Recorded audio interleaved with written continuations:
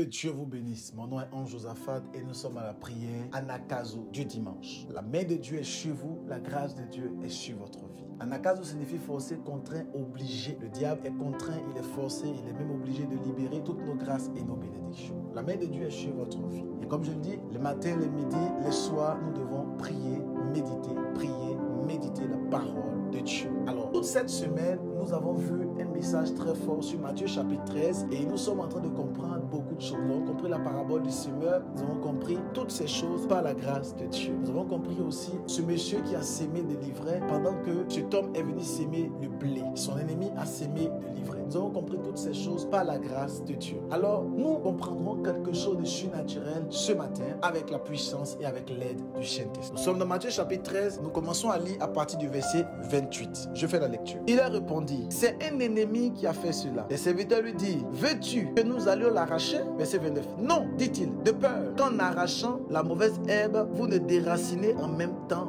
le blé. Verset 30. Laissez l'un et l'autre pousser ensemble jusqu'à la moisson. Et au moment de la moisson, on dira au moissonneur, arrachez d'abord la mauvaise herbe, liez-la en gerbe pour la brûler. Amassez le blé pour mon grenier. Ah, j'aime la parole. Dieu nous parle de façon énigmatique. Excellent enfant de Dieu, lorsque nous lisons la parole de Dieu, comprenons que la parole de Dieu est remplie d'énigmes, est remplie de paraboles. Dieu parle de façon énigmatique et de façon glorieuse afin de pouvoir dissimuler sa pensée dans les Écritures. Voilà pourquoi à nous de pouvoir aller chercher la parole de Dieu et de la révéler. La Bible dit la gloire de Dieu est de cacher les choses, mais la gloire des rois est de révéler ce que Dieu a caché. Lorsque nous allons lire la parole de Dieu, il faut que nous puissions aller en profondeur pour révéler les choses qui sont cachées. Ce message a plusieurs révélations, mais je vais prendre deux pans ce matin en fonction de notre chronologie, en fonction de notre thème. Je vais entrer dans deux types, dans deux catégories afin de pouvoir nous bénir ce matin. Et la première des choses, j'aimerais te dire, excellent enfant de Dieu, que si tu veux produire du fruit, et parce que nous devons produire du fruit, si tu veux entrer dans une gloire, t'accrocher à Christ, être un fils du royaume, tu dois comprendre ces choses. La première des choses que nous devons savoir, c'est que qui sont nos amis, qui sont les personnes qui sont auprès de nous, qui sont les personnes qui sont avec nous, qui sont les personnes qui marchent auprès de nous. La Bible dit clairement que ce monsieur a sémé et il a sémé le blé. Mais pendant la nuit, quelqu'un est venu s'aimer l'ivraie. Et la Bible dit que c'est son ennemi qui est venu s'aimer l'ivraie. Ton ennemi, c'est quelqu'un que tu ne connais pas. Ton adversaire, tu le connais. C'est quelqu'un qui est en face de toi, qui t'empêche d'avancer. On l'appelle un adversaire. Mais ton ennemi, c'est quelqu'un que tu ne connais pas. Et quelqu'un qu'on ne connaît pas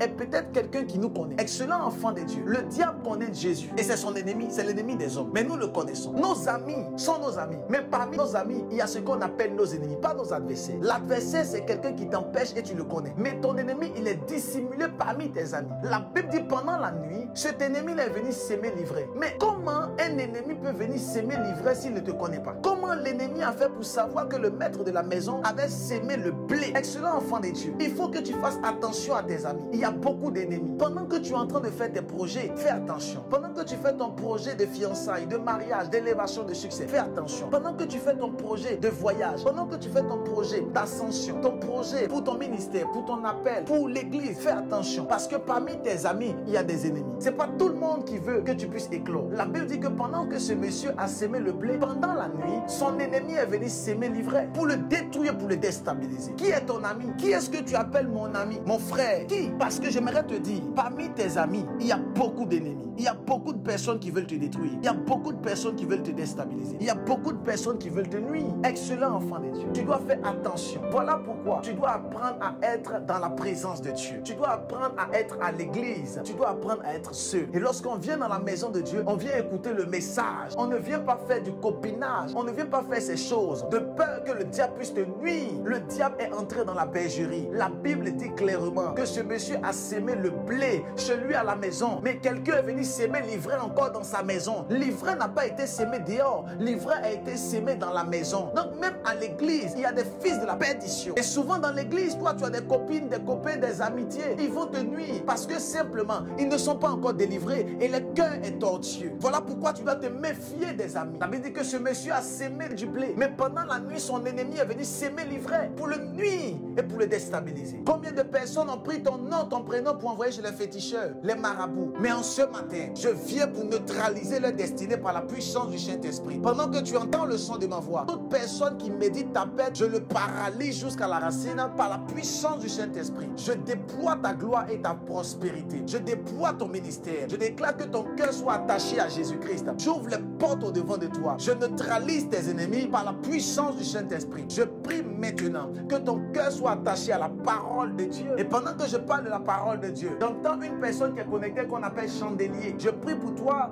oh my God, je prie pour toi maintenant. Que la main de Dieu soit sur toi et que la lampe de l'Éternel brille constamment sur ta vie. Pendant que je parle de chandelier, j'entends une personne qu'on appelle Franck. Et j'entends clairement dans mon esprit que cette personne de Franck a des difficultés actuellement. Au son de ma voix, j'active ton étoile et je débloque ta vie par la puissance du Saint-Esprit. J'entends une personne qui est connectée pendant que je parle, qui a un problème au niveau du thorax. Et ce problème t'empêche de respirer. Pendant que tu imposes la main là où tu as mal, reçois la guérison. Je prie pour toutes ces personnes qui sont malades. En ce dimanche d'Anakazo, recevez la guérison, recevez la dimension prophétique par la puissance du nom de Jésus. Que Dieu vienne pour libérer tous les domaines de votre destinée. Là où l'échec s'était levé contre votre vie, je proclame la libération. Je proclame la vie. J'entends une personne qui a une douleur au niveau de l'omoplate. Pendant que tu imposes la main maintenant, reçois la guérison par la puissance du Saint-Esprit. Je vois une personne, c'est ta meilleure amie qui a pris ton nom. Et dans ton nom, je vois la lettre A, A-N. Elle a pris ton nom, elle allait voir un féticheur. Ce féticheur se retrouve dans un pays. Et je vois, c'est au nord d'un pays qu'on appelle le Burkina Faso. Et je vois qu'elle a comploté contre toi pour te nuire. Voilà pourquoi actuellement ta vie n'avance pas. Mais je te déconnecte de ces amitiés par la puissance du Saint-Esprit. Je déclare que vous soyez complètement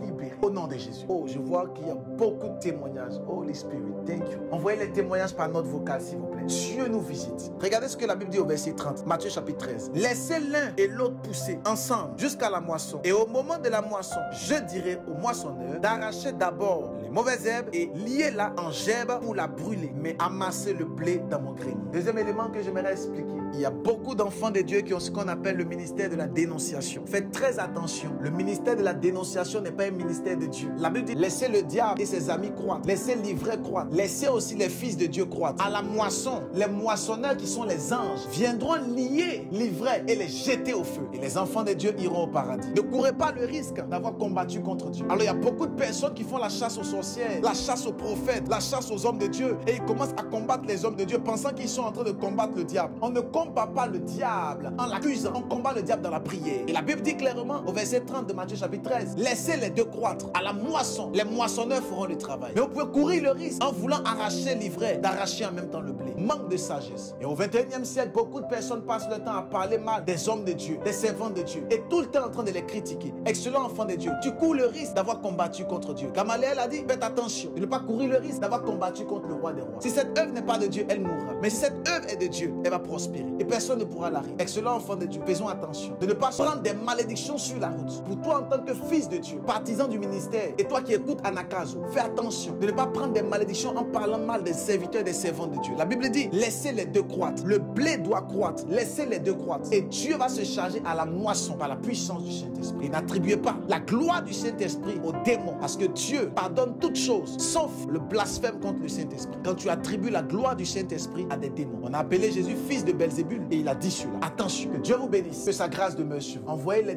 témoignages par note vocale. Parce que cette semaine est une semaine de visitation angélique. Vous allez vivre la gloire de l'Éternel. Que Dieu vous bénisse, partagez, invitez le maximum de personnes. Faites l'expansion pour la gloire de Dieu. Et je vous dis, shalom.